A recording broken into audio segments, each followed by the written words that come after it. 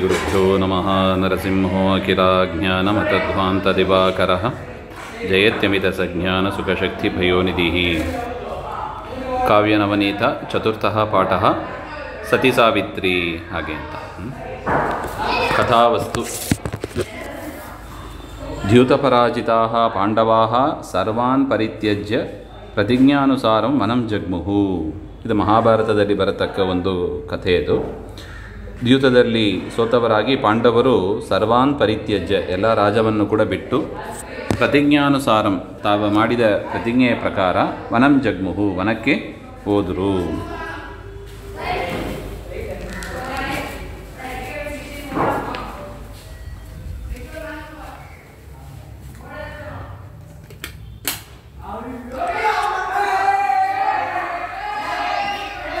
ತತ್ರ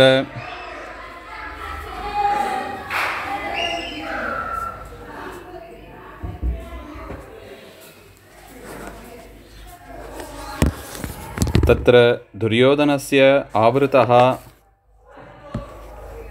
ದುಶ್ಶಲಾಪತಿಃ ಜಯತ್ರದಃ ಏಕಾಕಿನೀಂ ದ್ರೌಪದೀಂ ಆಶ್ರಮಾತ್ ಅಪಹರತಿ. ಅಲ್ಲಿ ದುರ್ಯೋಧನನಿಂದ ಆವರಿಸಲ್ಪಟ್ಟ ದುಶ್ಶಲಾಪತಿಯಾದ ಜಯತ್ರದ ಏಕಾಕಿನೀಂ ಒಬ್ಬಂಟಿಗನಾಗಿ ದ್ರೌಪದಿಯನ್ನು ಆಶ್ರಮಾತ್ ಅಪಹರತಿ ಆಶ್ರಮದಿಂದ ಅಪಹಾರ ಮಾಡುತ್ತಾ ಇದ್ದಾನೆ. ಇದು ಯಾವಾಗ? ಕಾಡಿನಲ್ಲಿ ಇರುವಾಗ ನಡೆದ ಒಂದು ಘಟನೆ. ಪಾಂಡವರು ಕಾಡಿನಲ್ಲಿ ಇರುವಾಗ ದುಶ್ಶಲೆಯ ಪತಿಯಾದ ಜಯದ್ರದ ದ್ರೌಪದಿ ದೇವಿ ತಮ್ಮ ಆಶ್ರಮದಲ್ಲಿ ವನದಲ್ಲಿ ಏಕಾಕಿಯಾಗಿ ಇರುವಾಗ ದ್ರೌಪದಿಯನ್ನು ಅಪಹರಿಸ್ತಾನೆ. ಅಲ್ಪೇನೈವ ಸಮಯೇನ ಭೀಮಾರ್ಜುನವು ತಾಂ ಬಂಧಮುಕ್ತಾಂ ಕುರುತಃ. ಸ್ವಲ್ಪ ಸಮಯದಲ್ಲೇ ಭೀಮಾರ್ಜುನರು ಬರ್ತಾರೆ. ಅವರು ಅವರನ್ನು ಬಂಧನದಿಂದ ಬಿಡುಗಡೆಯನ್ನು ಮಾಡ್ತಾ ಇದ್ದಾರೆ. ಜಯತ್ರದಂಚ ಕೇಶಕರ್ತನೇನ ಅವಮಾನಿತಂ ಕುರುತಃ. ಆ ಭೀಮಾರ್ಜುನರು ಜಯದ್ರದನ ತಲೆಯನ್ನು ಬೋಳಿಸಿ ಅವಮಾನ ಮಾಡಿಬಿಡ್ತಾರೆ. ತಥಾಪಿ ದ್ರೌಪದ್ಯಾಃ ಅಪಹರಣ ಕ್ರಿಯೆಯ ದೂಯಮಾನಂ ಧರ್ಮರಾಜಂ ಆಶ್ರಮಂ ಆಗತೋ ಮಾರ್ಕಂಡೇಯ ಮುನಿ ಇತ್ತಂ ಸಾಂತ್ವಯತಿ. ಹಾಗಿದ್ರೂ ಕೂಡ ದ್ರೌಪದಿ ದೇವಿಗೆ ಮಾಡಿದ ಒಂದು ಅಪಹರಣ ಅದರಿಂದ ಸಂತಪ್ತನಾದ ಧರ್ಮರಾಜನನ್ನು ಆಶ್ರಮಂ ಆಗತಃ ಆಶ್ರಮಕ್ಕೆ ಬಂದ ಮಾರ್ಕಂಡೇಯ ಮುನಿಗಳು ಸಾಂತ್ವನ ಮಾಡ್ತಾ ಇದ್ದಾರೆ. ಪೂರ್ವಂ ಶ್ರೀರಾಮ ರಾವಣಾಪಹೃತಾಂ ಸೀತಾಂ ಸಂವತ್ಸರಾಂತೆ ಕಪಿಕುಲ ಅನುಪ್ಲವ ಮಹತಾ ಪರಿಕರಬಂಧೇನ ಪಾರೇ ಸಿಂಧು ಪುನರ್ಲಬ್ಧವಾನ್. ಅಂದರೆ ಮಾರ್ಕಂಡೇಯರು ಇದನ್ನೇ ಹೇಳಿದ್ದು. ಮಹಾಭಾರತದಲ್ಲಿ ಕೂಡ ರಾಮಾಯಣ ಕಥೆ ಬರುತ್ತದೆ ಈ ಪ್ರಸಂಗದಲ್ಲೇ. ಧರ್ಮರಾಜನ ವ್ಯಸನ ಪಟ್ಟುಕೊಂಡು ಇರುವಾಗ ಮಾರ್ಕಂಡೇಯರು ಬಂದು ರಾಮದೇವರ ಚರಿತ್ರೆಯನ್ನು ಹೇಳ್ತಾರೆ. ಹಿಂದೆ ಅಂದರೆ ತ್ರೇತಾಯುಗದಲ್ಲಿ ರಾವಣನಿಂದ ಅಪಹರಿಸಲ್ಪಟ್ಟ ಸೀತೆಯನ್ನು ಸಂವತ್ಸರ ಅಂತೆ 1 ವರ್ಷದ ಬಳಿಕ ಕಪಿಕುಲ ಅನುಪ್ಲವ ಮಹತಾ ಪರಿಕರ ಬಂಧೇನ ಕಪಿಗಳ ಸೈನ್ಯ ಅವರ ಜೊತೆಗೆ ಕರೆದುಕೊಂಡು ಪಾರೇ ಸಿಂಧುವನ್ನು ದಾಟಿ ಪುನಃ ಲಬ್ಧವಾನ್ ಆ ಸೀತೆಯನ್ನು ಪಡೆದನು ಅಂತ ಹೇಳ್ತಾ ಇದ್ದಾರೆ. ಈ ರೀತಿಯಾಗಿ ಹಿಂದೆ ಆಗಿದೆ. ತ್ವಂತು ಮುಹೂರ್ತಾತ್ ಕ್ರೋಧಮಾತ್ರಾತ್ ಅಹರ್ಷೀಹಿ ಕ್ರೋಶಮಾತ್ರಾತ್ ಅಹರ್ಷೀಹಿ. ನಿನಗೆ ಒಂದು ಮುಹೂರ್ತ ಕಾಲದಲ್ಲೇ ದ್ರೌಪದಿ ದೇವಿ ಸಿಕ್ಕಿದ್ರು, ಅದರಿಂದ ನೀನು ಹೆಚ್ಚು ದುಃಖ ಪಡಬೇಕಾಗಿಲ್ಲ ಹಾಗೆ ಅಂತ. ನಹಿ ಧೀರಾಹ ವಿಪದಿ ಧೈರ್ಯಂ ಜಹತಿ. ಧೀರರು ಈ ವಿಪತ್ತು ಬಂದಾಗ ಧೈರ್ಯವನ್ನು ಬಿಡಬಾರದು ಅಂತ. ತದಲಂ ಸಂತಾಪೇನ ಇತಿ ತಂ ಸಾಂತ್ವಯನ್ ಭರ್ತೃವಲಂಬನ ಭೂತಾಯಾಃ ಸಾವಿತ್ರ್ಯಾಃ ಕಥಂ ವಕ್ತುಂ ಆರಭತೆ. ಭರ್ತೃವಲಂಬನ ಭೂತಾಯಾಃ ಇಷ್ಟು ಹೇಳಿ ಸಾಂತ್ವನ ಮಾಡಿ ಭರ್ತೃವಲಂಬನ ಭೂತಾಯಾಃ ತನ್ನ ಪತಿಯನ್ನು ಅವಲಂಬಿಸಿಕೊಂಡು ಇದ್ದ ಸಾವಿತ್ರ್ಯಾಃ ಕಥಾಂ ಸಾವಿತ್ರಿಯ ಕಥೆಯನ್ನು ಹೇಳಲು ಪ್ರಾರಂಭ ಮಾಡುತ್ತಾರೆ. ಸಾವಿತ್ರಿ ಅಪಿ ಆತ್ಮನಃ ಸದ್ವರ್ತನೇನ ಪಾತಿವ್ರತ್ಯೇನ ಚ ಕಥಂ ಲೋಕಪ್ರಿಯ ಸಂಜಾತ ಇತಿ ಅಸ್ಮಾತ್ ಪಾಠ ಜಾನೀಮಃ. ಸಾವಿತ್ರಿಯು ಕೂಡ ಆತ್ಮನಃ ಸದ್ವರ್ತನೇನ ತನ್ನನ್ನು ಒಳ್ಳೆಯ ಧರ್ಮದಲ್ಲಿ ತೊಡಗಿಸಿಕೊಂಡು ಪತಿವ್ರತ ಧರ್ಮದಿಂದ ಹೇಗೆ ಲೋಕಪ್ರಿಯರಾದರು ಹಾಗೆಂಬುದನ್ನು ಈ ಪಾಠದಲ್ಲಿ ನಾವು ನೋಡೋಣ ಹಾಗೆ ಅಂತ. ಪತಿವ್ರತಾಸ್ತ್ರೀಣಾಂ ಪರಿಚಯಃ ಪಾತಿವ್ರತ್ಯ ಪ್ರಭಾವಃ ಚ ವರ್ಣನೀಯಃ. ಪುರಾ ಮದ್ರೇಶಂ ಮದ್ರದೇಶಂ ಅಶ್ವಪತಿ ನಾಮ ರಾಜ ಪಾಲಯತಿ ಸ್ಮ. ಹಿಂದೆ ಮದ್ರದೇಶದ ರಾಜ ಅಶ್ವಪತಿ ಅಂತ ಇದ್ದ. ಅಶ್ವಪತಿ ರಾಜ ಅವನು ಆ ಮದ್ರದೇಶವನ್ನು ಪಾಲನೆ ಮಾಡ್ತಾ ಇದ್ದ. ಬಹುಕಾಲ ಪರ್ಯಂತಂ ತಸ್ಯ ಸಂತತಿ ನಾಸೀತ್. ಬಹುಕಾಲದವರೆಗೆ ಸಂತತಿನೇ ಇದ್ದಿಲ್ಲ. ಅಂತೆ ಸಹ ರಾಜ ಸಾವಿತ್ರಿ ಮಂತ್ರಪೂರ್ವಕಂ ಯಾಗಮೇಕಂ ಕೃತ್ವ ಕನ್ಯಾರತ್ನಂ ಪ್ರಾಪ್ತವಾನ್. ಕೊನೆಯಲ್ಲಿ ಆ ರಾಜ ಸಾವಿತ್ರಿ ಮಂತ್ರ ಅಂದರೆ ಗಾಯತ್ರಿ ಮಂತ್ರವನ್ನು ಯಾಗ ಮಾಡಿ ಅದರ ಪ್ರಭಾವದಿಂದ ಅನುಗ್ರಹದಿಂದ ಕನ್ಯಾರತ್ನ ಒಂದು ಮಗಳನ್ನು ಪಡೆಯುತ್ತಾನೆ. ತಸ್ಯಾಹ ಸಾವಿತ್ರಿ ಇತ್ಯೇವ ನಾಮಕೃತವಾನ್. ಆ ಕನ್ಯೆಗೂ ಕೂಡ ಸಾವಿತ್ರಿ ಅಂತಲೇ ಹೆಸರು ಇಟ್ಟ.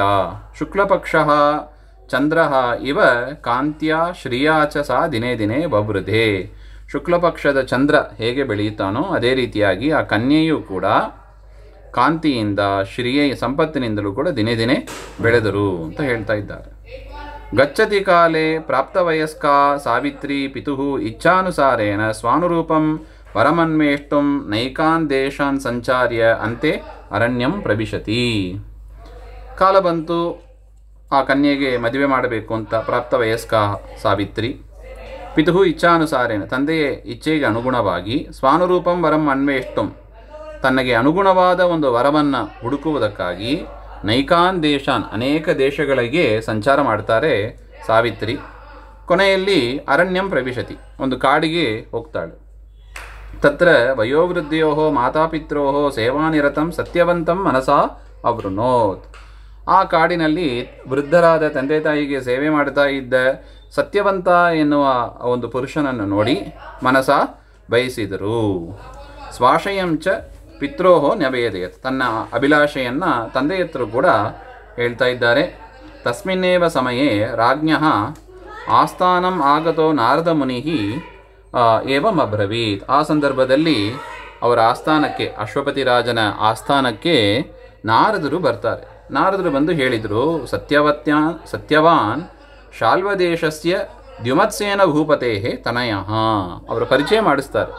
ಆ ಸತ್ಯವಾನ್ ಯಾರು ಅಂದರೆ ಶಾಲ್ವದೇಶದ ದ್ಯುಮತ್ಸೇನ ಅಂತ ಒಂದು ರಾಜ. ದ್ಯುಮತ್ಸೇನ ರಾಜನ ಮಗ ಆಗಿದ್ದಾನೆ ಆ ಸತ್ಯವಾನ್ ಅಂತ. ಹತಭಾಗ್ಯಸ್ಯ ದ್ಯುಮತ್ಸೇನ ಭೂಪತೆ ನೇತ್ರದ್ವಯಮಪಿ ಸಮರೇ ನಷ್ಟಮಭವತ್. ಏನೋ ಒಂದು ಸಂದರ್ಭ ಅವರು ತಮ್ಮ ರಾಜ್ಯವನ್ನೆಲ್ಲ ಕಳ್ಕೊಂಡಿದ್ದಾರೆ. ಆ ದ್ಯುಮತ್ಸೇನನು ಕೂಡ ತನ್ನ 2 ಕಣ್ಣುಗಳನ್ನು ಕೂಡ ಯುದ್ಧದಲ್ಲಿ, ಸಮರೆ ಅಂದರೆ ಯುದ್ಧೇ ಅಂತ ಅರ್ಥ, ಕಳ್ಕೊಂಡಿದ್ದಾನೆ. ಶತ್ರವಃ ತದ್ರಾಜ್ಯಮಾಕ್ರಮ್ಯ ತಂ ರಾಜ್ಯಭ್ರಷ್ಟಂ ಅಕುರ್ವನ್. ಶತ್ರುಗಳು ಅವನ ರಾಜ್ಯವನ್ನು ಆಕ್ರಮಿಸಿ ಆ ದ್ಯುಮತ್ಸೇನ ರಾಜನನ್ನು ಕೂಡ ರಾಜ್ಯಭ್ರಷ್ಟಂ ರಾಜ್ಯದಿಂದ ಹೊರಗಡೆ ಹಾಕಿದ್ದಾರೆ. ತದಾ ಸತ್ಯವಾನ್ ಬಾಲಃ ಆಸೀತ್. ಆಗ ಸತ್ಯವಾನ್ ಸಣ್ಣ ಹುಡುಗನಾಗಿದ್ದ. ಆ ಸಂದರ್ಭದಲ್ಲೇ ಈ ಘಟನೆಯೆಲ್ಲ ಆಗಿತ್ತು. ಜೀವಿತಾಪೇಕ್ಷೆಯ ಭೂಪತಿ ಪತ್ನಿಪುತ್ರಾಭ್ಯಾಂ ಮನೆ ನ್ಯವಸತ್. ಬದುಕಬೇಕು ಎನ್ನುವ ಇಚ್ಛೆಯಿಂದ ಆ ದ್ಯುಮತ್ಸೇನ ರಾಜನು ಕೂಡ ತನ್ನ ಹೆಂಡತಿ ಮತ್ತು ಮಗ ಇಬ್ಬರನ್ನು ಜೊತೆಗೆ ವನದಲ್ಲೇ ವಾಸ ಮಾಡ್ತಾ ಇದ್ದರು. ಸತ್ಯವಾಂತು ತೇಜಸ್ವಿ ಕ್ಷಮಾವಾನ್ ಗುಣವಾನ್ ಉದಾರಿ ಪರಾಕ್ರಮಿ ಚ ಆಸೀತ್. ಅವನಲ್ಲಿ ಒಳ್ಳೆ ಗುಣಗಳಿತ್ತು. ಸತ್ಯವಾನಲ್ಲಿ ಒಳ್ಳೆ ತೇಜಸ್ವಿಯಾಗಿ ಇದ್ದ. ಕ್ಷಮೆ, ಇನ್ನೊಬ್ಬರು ಮಾಡಿದ ತಪ್ಪನ್ನು ಕ್ಷಮಿಸುವ ಗುಣವಂತನಾಗಿ ಇದ್ದ. ಉದಾರಿ, ಇನ್ನೊಬ್ಬರಿಗೆ ಬೇಕಾದ ಪದಾರ್ಥಗಳನ್ನೆಲ್ಲ ಕೊಡ್ತಾ ಇದ್ದ. ಪರಾಕ್ರಮಿ, ಒಳ್ಳೆ ಯುದ್ಧವನ್ನು ಮಾಡುವ ಕೌಶಲವೂ ಕೂಡ ಉಳ್ಳವನಾಗಿ ಇದ್ದ. ಏವಂ ಉತ್ತಮ ಲಕ್ಷಣ ಸಂಪನ್ನೋಪಿ ವಿವಾಹ ವಯಸ್ಕೋಯಂ ಅಲ್ಪಾಯುಹು. ಇಷ್ಟೆಲ್ಲ ಉತ್ತಮ ಲಕ್ಷಣ ಇದ್ದರಾದರೂ ಕೂಡ, ವಿವಾಹ ವಯಸ್ಕನಾಗಿದ್ದರೂ ಕೂಡ ಅವನಿಗೇನಾಗಿತ್ತು? ಅಲ್ಪಾಯುಷಿಯಾಗಿ ಇದ್ದ. ಆಯುಷ್ಯ ತುಂಬ ಕಡಿಮೆಯಾಗಿತ್ತು ಅವನಿಗೆ. ಇತಃ ಹಾಯನ ಮಾತ್ರಂ ಜೀವಿತ ಕಾಲ ಅಸ್ಯ ಇತಿ ಅಕಥಯತ್.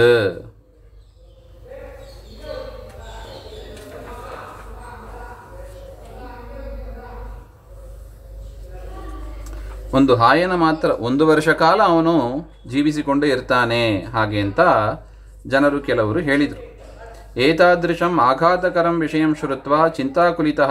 ನಾರದರು ಹೇಳಿದರು ಅದನ್ನು ಕೂಡ. ಇಷ್ಟೆಲ್ಲ ಗುಣ ಇದ್ದರೂ ಕೂಡ ಇವನಿಗೆ 1 ವರ್ಷ ಅಷ್ಟೇ ಆಯುಷ್ಯ ಇದೆ ಹಾಗೆ ಅಂತ ಈ ಎಲ್ಲ ವಿಚಾರವನ್ನು ಕೂಡ ನಾರದರು ಅಶ್ವಪತಿ ರಾಜನ ಹತ್ರ ಹೇಳ್ತಾರೆ. ಏತಾದೃಶಂ ಆಘಾತಕರಂ ವಿಷಯಂ ಶ್ರುತ್ವಾ ಚಿಂತಾಕುಲಿತಃ ರಾಜ ತಂ ವಿಹಾಯ ಅನ್ಯಂ ವರಯಿತುಂ ಪುತ್ರೀಂ ಅಗದತ್. ಇಂಥ ಒಂದು ವರ್ಷ ಆಯುಷ್ಯ ಇದ್ದರೆ ಅವನನ್ನು ಕಟ್ಕೊಂಡು ಏನು ಮಾಡೋದು, ಮದುವೆ ಮಾಡಿಕೊಂಡು ಸರಿ ಹೋಗೋದಿಲ್ಲ ಅಂತ ರಾಜ ಏನು ಮಾಡಿದ, ತನ್ನ ಮಗಳನ್ನು ಕರೆಸಿ ಬೇರೆ ಒಂದು ವರನನ್ನು ನೀನು ಹುಡುಕಿ ಮದುವೆ ಮಾಡಿಕೊಳ್ಳೋಣ ಹಾಗೆ ಅಂತ ಹೇಳ್ತಾನೆ. ಬೇರೆ ಒಂದು ವರನನ್ನು ಹುಡುಕು ಅಂತ ಮಗಳಿಗೆ ಹೇಳ್ತಾನೆ. ತಾತ ಅಯಂ ಇದಾನೀಮೇವ ಮನಸಾವೃತ. ಆಗ ಮಗಳು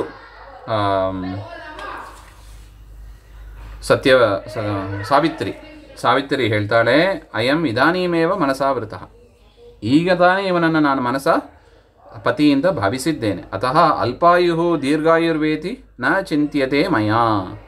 ಅವನ ಅಲ್ಪಾಯುಷಿಯಾಗಿರಲಿ ದೀರ್ಘಾಯುಷಿಯಾಗಿರಲಿ ನಾನು ಅದರ ಬಗ್ಗೆ ತಲೆ ಕೆಡಿಸಿಕೊಳ್ಳೋದಿಲ್ಲ. ತಮೇವ ಪತಿತ್ವೇನ ಅಂಗೀಕರೋಮಿ ಇತಿ ಸ್ವಾಭಿಪ್ರಾಯಂ ಪ್ರಾಕಟಯತ್. ಅವನನ್ನೇ ಪತಿಯಾಗಿ ನಾನು ವರಿಸ್ತೇನೆ ಅಂತ ತನ್ನ ಅಭಿಪ್ರಾಯವನ್ನು ತಿಳಿಸ್ತಾ ಇದ್ದಾರೆ. ಗತ್ಯಂತರ ವಿರಹ ಭೂಪತಿ ತಸ್ಮೈ ತನಯಾಂ ದತ್ವ ವಿಧಿವತ್ ವಿವಾಹಂ ಕೃತವಾನ್. ಬೇರೆ ಗತಿ ಇಲ್ಲ, ಅದರಿಂದ ರಾಜನು ಕೂಡ, ಅಶ್ವಪತಿ ರಾಜನು ಕೂಡ ತನ್ನ ಮಗಳನ್ನು ಸತ್ಯವಾನಿಗೆ ಕೊಟ್ಟು ಮದುವೆಯನ್ನು ಕೂಡ ವಿಧಿ ಪ್ರಕಾರ ಮಾಡ್ತಾನೆ.